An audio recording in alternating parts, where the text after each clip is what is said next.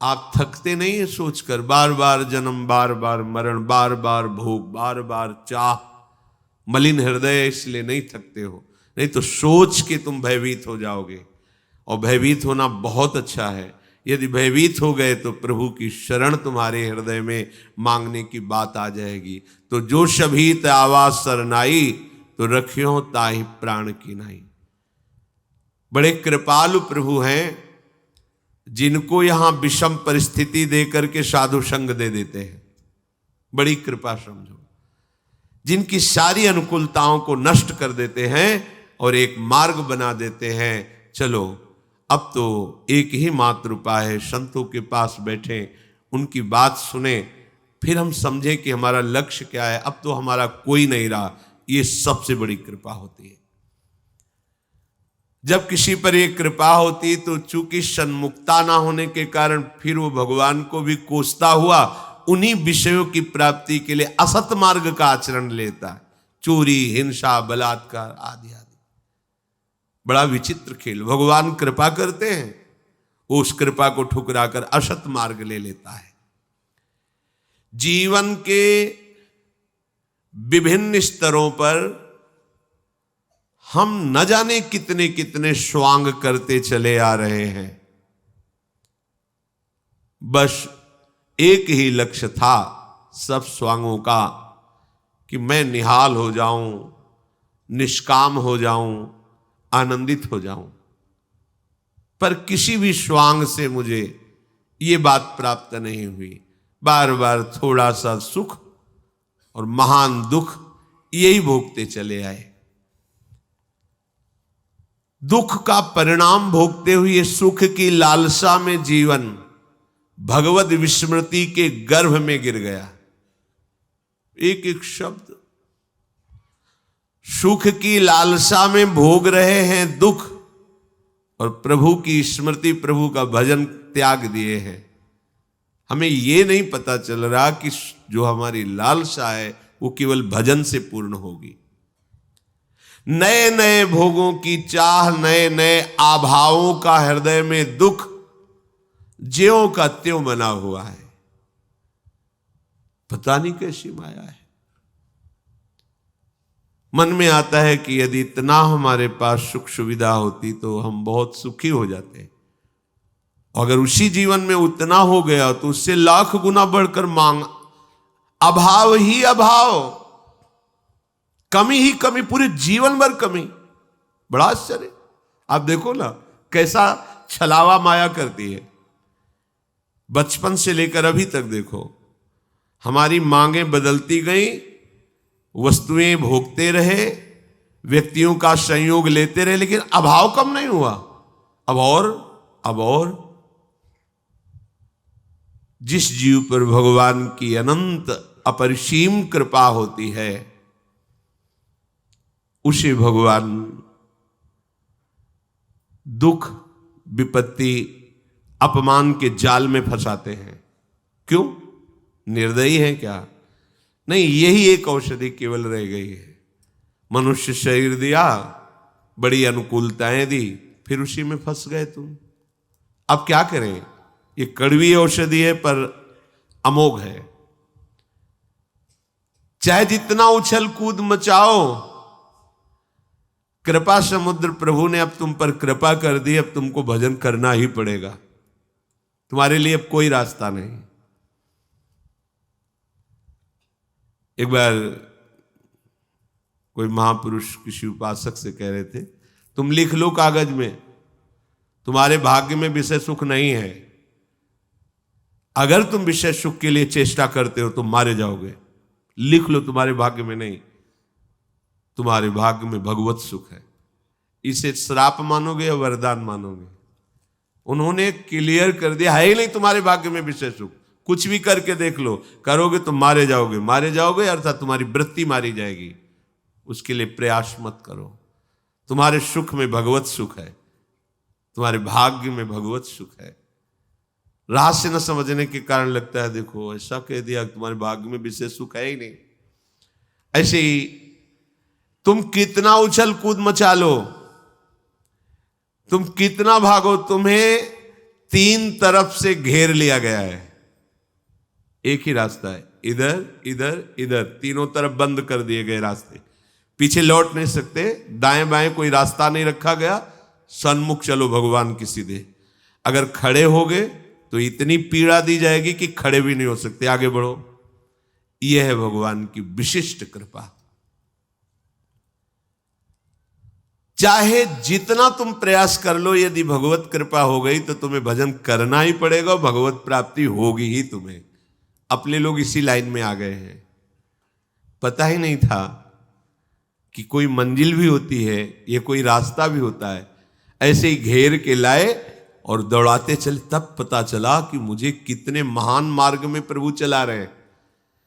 अब इसमें ऐसी प्रतिकूलताएं भी आती कि पीछे मुड़ के देखो तो कुछ है ही नहीं, बंद है, साइड में कोई है ही नहीं, आगे का रास्ता बड़ा खुला हुआ है, खड़े हो नहीं सकते। तब रोना आता है, कितने कृपालु हो, कितने कृपालु हो, केवल एक ही रास्ता रखा है, मामेव ये प्रपद्यन्ते, दूसरा रखा ही नहीं। और कृपा का प्रवाह तुम्हें खड़े रहने नहीं देगा। जैसे प्रवाह होता है ना, तो उसमें हाथ पैर मारने की जरूरत नहीं है, वो तुम्हें खुद बहा के ले जाएगा। वायु का प्रवाह तिनके को बड़े उच्च स्थान में पहुंचा देता है, तिनके की सामर्थ्य नहीं है। स्वामी श्री हरिदास जी महाराज, तिनका ज्यों बयारी के बस। ऐसे ही अपने लोग देखते हैं कि लाडली जू की कृपा के प्रवाह में हम बहते हुए लाडली जू की तरफ जा रहे हैं। अब हम चाहें भी उत्तर दक्षिण पश्चिम तो नहीं जा सकते, अब सन्मुख ही भागना पड़ेगा। अगर इधर उधर की तरफ ताकोगे तो जलोगे, भाग नहीं पाओगे, नहीं भाग पाओगे, क्योंकि तुम कृपा पात्र हो, अब नहीं भाग सकते। उपद्रवी बच्चे हैं, अगर जरा सी छूट मिल जाए तो घर के बाहर खेलने के लिए राजी, वो खिलाड़ी खड़े हैं, काम क्रोध लोभ मोह इशारा कर रहे हैं, आ जाओ, पर मैया इतनी बलवान है कि वैसे कलाई पकड़े हुए नहीं, उधर देखना भी नहीं है। ऐसी कृपा रूपी मां, प्रियालाल की कृपा रूपी मां हमें ऐसे पकड़े हुए है। सच्ची मानिए, प्रतिपल ये अनुभव हो रहा है कि उनकी कृपा कितनी अहेतुकी है और कितनी समर्थ है। जो हमें महान पीड़ा देने वाले वो मुस्कुरा के बुला रहे हैं, हमें लगता है इनके साथ खेलने में बड़ा आनंद है, पर वो कृपा करके ऐसे पकड़े हुए, नहीं आनंद नहीं, वो आग है, उसमें जाओगे तो जल जाओगे, नष्ट हो जाओगे, और घसीट कर कृपा हमें लिए जा रही। प्रवाह में अनंत अपरिसीम मार्ग ऐसे तय होता चला जा रहा है जो हम कभी चल ही नहीं सकते थे। भूमिकाएं बदलती चली जाती हैं, कृपा का प्रभाव हृदय की स्थिति को बदलता चला जा रहा है। इसलिए तुम अपने विचारों में, एकादश स्कंद में भी लिखा हुआ है, यदि ऐसा अनुभव करो कि प्रभु की हमारे ऊपर अपार कृपा है, क्योंकि मुझे मनुष्य शरीर मिला, सत्संग मिला, भगवान नाम का परिचय मिला, प्रियालाल की उपासना मिली, अपार कृपा है। और जो दुख सुख पूर्व कर्म के अनुसार आए उसे चुपचाप सह लो। उपासक कभी अपने दुखों सुखों की गाथा दूसरे से नहीं कहता। अगर हम दूसरे को दुख बताएंगे भी तो क्या निवारण हो जाएगा? क्या रहीमन मन की मन व्यथा रखिए मन में गोए, सुनिठ लई हैं लोग सब बांट न लई है कोई। और हर पल प्रभु का स्मरण करते हुए मेरे ऊपर अपार कृपा हरि की है, जो ऐसा चिंतन करता है तो जैसे पिता की संपत्ति का स्वयं पुत्र अधिकारी हो जाता है, ऐसे परम पद का वो अधिकारी हो जाता है। ज्यादा प्रयास करने की जरूरत नहीं इसमें। इसमें प्रयास का मतलब है असाधन से बचना। हम प्रभु की तरफ तो उनकी कृपा से बह रहे हैं, असाधन उस कृपा के प्रवाह के विरुद्ध चलने के लिए हाथ पैर मत मारिए। बस यही प्रयास है। जो धारा तुम्हें कृपा की ले जा रही है उसके विरुद्ध आप काट कर इधर उधर चलने की कोशिश मत कीजिए, तो धारा तुम्हें प्रियालाल तक पहुंचा देगी। जो बहुत कृपा पात्र अच्छे साधक होते हैं उनके मन में भी स्फुरणाएं होती हैं भोगों की, सुखों की, किंतु वो उन मन की स्फुरणाओं को उदासीन भाव से काटते रहते हैं। जो साधारण साधक होते हैं वो भी काटने की चेष्टा करते हैं, पर द्वेष भाव से। ये सूक्ष्म विषय है। हमारे अंदर कोई भोग की इच्छा हुई, कोई भगवत विरुद्ध बात आई, तो हम उससे द्वेष करने लगते हैं। ये क्यों आई, इसको हट जाना चाहिए, हाय हाय। नहीं हटेगी, दृढ़ हो गई, क्योंकि आपने द्वेष कर लिया। जैसे कोई व्यक्ति है आपके सामने से जा रहा है और वो आपसे कटुवचन बोल रहा है और आप उसको उत्तर देने लगे, द्वेष करने लगे, तो रुक जाएगा। अब समस्या बढ़ गई। अगर चुप रहते तो बोलता हुआ चला जाता। अगर कोई अच्छा बोल रहा है, आप उससे प्रिय भाषण करने लगे तो रुक गया। वो राग है। रागात्मक और द्वेषात्मक दोनों स्फुरणाएं उपासक के हृदय में होती है, पर जो ऊंचाई पर चढ़ने वाला उपासक होता है दोनों इन बातों से मतलब नहीं रखता। नहीं, प्राय प्रश्न होते रहते हैं, बहुत परेशानी है, मन ऐसा, मन काहे को तुम मन में इतना तन्मय हो रहे हो, थोड़ा अलग होइए और बोलने दीजिए उसको जो बोल रहा है। आप मंत्र का स्मरण कीजिए, नाम का स्मरण कीजिए, शांत रहिए। ये उपासक की गलती हो जाती कि ऊहापोह करने लगता, आप क्या करूं, मन ने तो ये मांग लिया, अब क्या, कुछ नहीं, एकदम तटस्थ, राधा राधा राधा। ना उसमें द्वेष। क्यों आया, अच्छा आया तो आप राग न द्वेष, बहुत जल्दी मन शांत हो जाएगा। उस उपासक का मन बहुत जल्दी शांत हो जाता है जो अपने हृदय की, मन की स्फुरणाओं से उदासीन रहता है। शब्द पकड़ो, उदासीन उसे कहते हैं, न शत्रु भाव न मित्र भाव, उदासीन। कोई मतलब ही नहीं, तू बोलता रहे। मेरे गुरुदेव ने बताया कि ये नाम जप करो, ये मंत्र जप करो, मुझे गुरु की बात माननी है, और वो नाम मंत्र चल रहा है, सदाचरण कर रहे, असदाचरण की प्रेरणा मन कर रहा है, हम उदासीन है उससे। कोई परेशानी होने की जरूरत नहीं, सब परेशान हो जाते हो आप लोग। ये बहुत आंतरिक बात कह रहे हैं, इसमें हम अपने हृदय की भी बात करें। जब गुरु कृपा से ये युक्ति मिली तब समझ में आया कि बेमतलब पिट रहे थे, बेमतलब हम जल रहे थे। समस्या तो यही होती है ना, सबकी समस्या यही है। ये ऐसी जलन पैदा करके स्फुरना कहता है कि हम संकल्प बना लेते हैं, उसका साथ दे देते हैं, और संकल्प क्रिया में उतर जाता है, फिर मलिन, बार बार पश्चाताप, बार बार कसम खाना, हम ये नहीं करेंगे, फिर हम वही करते। नहीं सुधरोगे। कैसे सुधरना है? पहली बात, नाम जब चलना चाहिए। दूसरी बात, मन की बात सुनते हुए भी नहीं सुनना है। वो सुनाएगा आपको, कान बंद कर सकते हो, लेकिन श्रवणेंद्री थोड़ी, श्रवणेंद्री तो अंतर में है, वो श्रवणेंद्री को सुनाएगा। आपको उदासीन शब्द से परिचय कर लो, मतलब ही नहीं। तो बोले फिर मन तो गलत सोचता है और मन ही बंधन मोक्ष का कारण है, तो उसकी गलत भावना को दूर कराने के लिए यही युक्ति है। आप उदासीन हो जाओगे, उसकी स्फुरणाएं निकलती चली जा रही हैं, आपका नाम चल रहा है, नाम सद भावनाएं भरता चला जाएगा, क्योंकि आप खाली थोड़ी बैठे हो, भगवत सुमिरन परायण हो। जागने से सोने तक जिसको इसी जन्म में भगवत साक्षात्कार करना है, बहुत पॉइंट की बात है। तुम्हारे अंदर विचारों की भीड़ पैदा करेगा मन। मन ही बुद्धि है, मन ही चित्त है, मन ही सब कुछ है। क्योंकि वृत्ति के अनुसार अंतःकरण चतुष्टय कहा गया है, मुख्यतया मन ही है। निश्चयात्मक भाव होने के कारण बुद्धि कहा गया, चिंतन होने के कारण चित्त कहा गया, स्वीकृति क्रिया के होने के कारण अहंकार कहा गया, संकल्प बनने के कारण मन कहा। एक ही हृदय, एक ही अंतःकरण, चतुष्टय के नाम से कहा गया वृत्तियों के कारण। बहुत अच्छी बात, बहुत अच्छी बात है। क्या?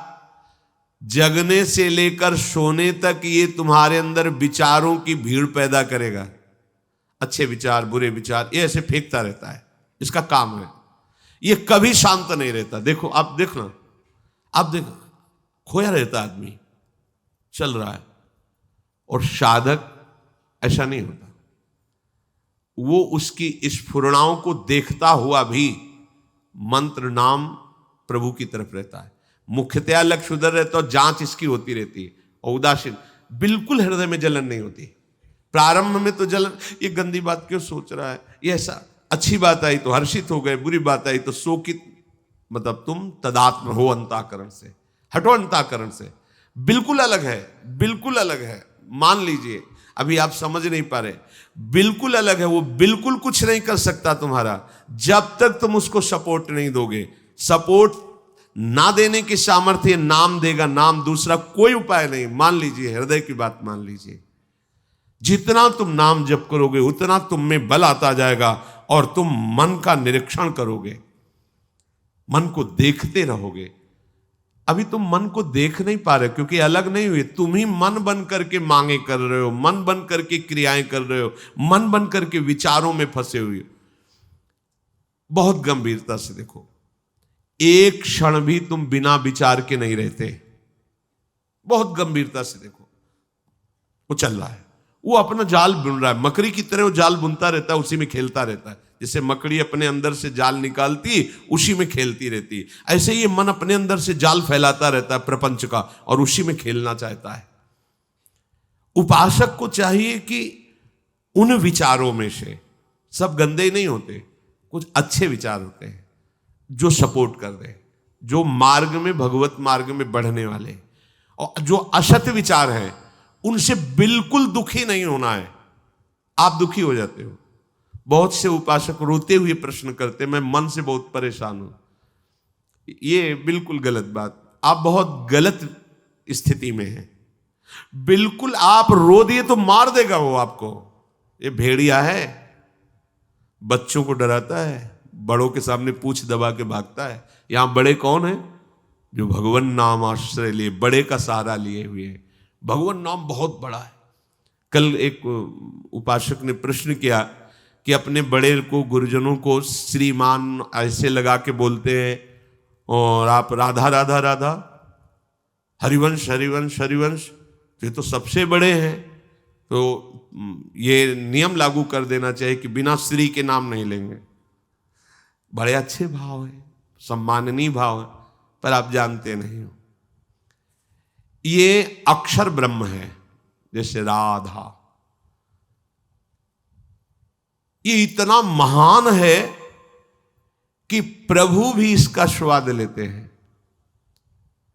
अब जो सम्मान देने लायक है उसे सम्मान दे। सम्मान देने लायक कौन है? जिसे अपमान का बोध है। और ये कौन है? ये नाम नामी को भी अधीन करने वाला जो सबसे बड़ा है। तो ये रा और मां, रा और धा, कृष्ण, गोविंद, इनमें कोई श्री नमो नमः इनके लगाने की कोई जरूरत नहीं, क्योंकि वो सबसे महान, ईश्वर को भी अधीन करने की सामर्थ्य। तुमने श्रीमान को बड़ा समझ लिया ना, और नाम को सम्मान देने के लिए श्रीमान लगाना चाहना, ये प्रकृति धरा की बात है। परमात्मा को भी जो अधीन कर ले उसका, वो अक्षर ब्रह्म नाम राधा। अब इसमें श्री, मान और मति कुछ लगाने की जरूरत नहीं। राधा मतलब इससे महान कोई है ही नहीं। जैसे किसी का नाम व्यक्ति का है, अपने से बड़ा है, तो पूज्य भाव आरोपित करने के लिए उसमें श्रीमान ऐसा लगाया जाएगा। लेकिन नाम से बड़े प्रभु भी नहीं है, तो हम क्या लगाएं उसमें? श्री और मान तो बहुत छोटी बात हो गई। नाम से बढ़कर प्रभु भी नहीं है, प्रभु भी नाम के अधीन है। नाम स्वामी है, प्रभु सेवक है। जहां स्वामी विराजमान होगा सेवक को वहां आना पड़ेगा। नाम, अब नाम के आगे ऐसा श्री मान ये सब लगाने की जरूरत नहीं। हरिवंश हरिवंश, राधा राधा राधा राधा, ये अपने, इससे महान कुछ नहीं। अगर हम ये सोचते हैं कि राधा नाम को सम्मानित करने के लिए श्री आगे लगाए या पूज्य मान ऐसे, तो मतलब राधा नाम की शोभा श्री और मान से हुई ना। ये प्रकृति में होता है, व्यवहार में होता है। वो खुद इतना महान है कि सबसे महान ईश्वर कृष्ण भी राधा, कृष्ण नाम इतना महान है कि सर्वेश्वरी श्री लाडली जो कृष्ण कृष्ण बोल। अब वहां श्री और मान ये सब लगाने बहुत विचार नहीं। ऐसा महान नाम जब हमारे जिह्वा पे चलेगा तब हमारी सामर्थ्य होगी कि ये जो मुझे भयभीत करने वाला मन है, विचारों के जाल में फांस कर मुझे दुखी सुखी करता रहता है, इस पर हम शासन कर सकते हैं। ये विचारों का ओहापोह साधक जब तक नहीं मिटाएगा तब तक निरंतर भजन नहीं चल पाता। सब डूबे रहते हैं। आप देखना, कोई भी कहीं भी बैठा हो, वो डूबा रहता है। नाम चल रहा है एकदम, नहीं तो कहां थे? नहीं, कुछ नहीं। क्या हो तो प्रपंच जाल में थे। आप देख लो, कोई रागात्मक वस्तु व्यक्ति स्थान, कोई द्वेषात्मक वस्तु व्यक्ति स्थान, इसके सिवा और कुछ नहीं था। देख लो, कोई लीला में नहीं डूबे थे, उसी में डूबे थे। विचारों के जाल को काटना हमारा इस समय परम कर्तव्य है। आप एक क्षण भी चूकेंगे, वो विचार का जाल फैला देगा हृदय में। इसीलिए साधक हर समय शांत, एकाग्र बुद्धि, कीर्तन में तो तन्मय, वाणी में तो सामने, वाणी में दृष्टि लगी हुई, श्रवणेंद्रिय सुन रही और मन से में एक एक अक्षर पर दृष्टि लगाए हुए उसका गान कर रहे हैं। इसको विचारों के लिए समय नहीं देना है। अगर आप मन को समय देंगे तो आपका सारा समय चाट जाएगा मन, और फिर वही जन्म मरण के चक्र में पहुंचा देगा। ये थोड़ा विचारों से आपको खाली होना है, तभी भजन बने। बोले भजन नहीं बनता, क्यों नहीं बनता? वो ठसाठस भरे हुए हैं विचार, वो भेजता चला, सत असत जो भी जन्म जन्मांतर है वो विचारों को ऐसे फेंकता जा रहा है, यहां तक कि फिर रात्रि की नींद भी खत्म हो जाती है। अगर थोड़ी झपकी लगी तो वही प्रपंच, नींद में भी स्वप्न शुरू, स्वप्न में भी वही सब प्रपंच संसार। और विचारों को काट करके भजन भरते चले जाओ, भगवत भाव भगवत विचार, तो जागृत स्वप्न सुषुप्ति स्फुरत में राधा पदाब्ज छटा। मन बढ़िया पक्ष भी है इसका, बुरा पक्ष भी है तो बहुत बढ़िया पक्ष है। इसके विचारों को नष्ट करके भगवत विचार भर दो, रात दिन बिना किसी प्रयास के भजन करेगा। आपका मन ही भगवदाकार वृत्ति से युक्त हो जाएगा। उपासक को चाहिए कि इन विचारों की दयनीय दशा में ना फंसे। बहुत सुलझी हुई बात है। यदि आगे बढ़ना है अध्यात्म में तो अंदर के विचारों को काटना सीखें। हम अंदर के विचारों में आसक्त हो रहे हैं, भयभीत हो जाते हैं, क्योंकि काम आया अब तो नष्ट कर देगा। कैसे नष्ट कर देगा? कैसे नष्ट कर? हमारे पास नाम है, हमारे पास गुरुदेव की कृपा है, हरि का आश्रय है। हम मन की इस बात को नहीं मानते हैं। वो बार बार आपके सामने दृश्य लाएगा, सुख की भोगी हुई वृत्ति लाएगा, आपको आकर्षित करेगा। आपकी दृष्टि राधा नाम पे होनी चाहिए, आपकी दृष्टि गुरुदेव के वचनों में होनी चाहिए। ये हमारा दुश्मन हमारे नाश के लिए आया, कभी आपका पतन नहीं हो सकता। पर जहां स्फुरणा हुई तो आप दुश्मन भाव छोड़ करके मित्र बना लिया और उसी के भाव में विचरने लगे। अब वो आपको नष्ट कर देगा। एक बार मलिन भाव जीत जाता है तो हजारों बार जीतने की उसमें ताकत आ जाती है, और एक बार मलिन भाव को मिटा दोगे तो हजारों बार मिटाने की ताकत आ जाएगी आप में। इसमें प्रारब्ध काम नहीं करता। भाग्य में होगा तो बच जाएंगे, नहीं बचोगे, पहले समझ लो। इसमें प्रारब्ध काम नहीं करता, इसमें विवेक काम करता है, भजन काम करता है। प्रारब्ध से कोई त्यागी महात्मा नहीं बनता, प्रारब्ध में नहीं लिखा है। ये भजन से त्याग उत्पन्न होता है। विवेक हुआ, विवेक से असत का त्याग और सत में स्थिति। ये जो लोग कहते हैं ना भाग्य होगा तो फिर, अरे भाई हमारे भाग्य में भजन कहाँ लिखा है? तो किसके भाग्य में भजन लिखा है? भजन भाग्य में नहीं लिखा है। भजन करने के लिए मनुष्य जन्म दिया गया है। अब आप भजन न करो, भोगों को भोगो, ये तुम्हारी बात है। प्रारब्ध से केवल सुख दुख मिलता है, भजन नहीं। भजन का मार्ग कृपा से मिलता है, और हम पर कृपा हो गई है। अब हमको विचारों में नहीं फंसना है, विचारों को काटते हुए भजन में फंसना है। भजन का निरंतर तैल धारावत चिंतन में लाना, विचारों को नष्ट कर देना है। विचारों को नष्ट कैसे किया जाता है? भजन पर दृष्टि रखकर।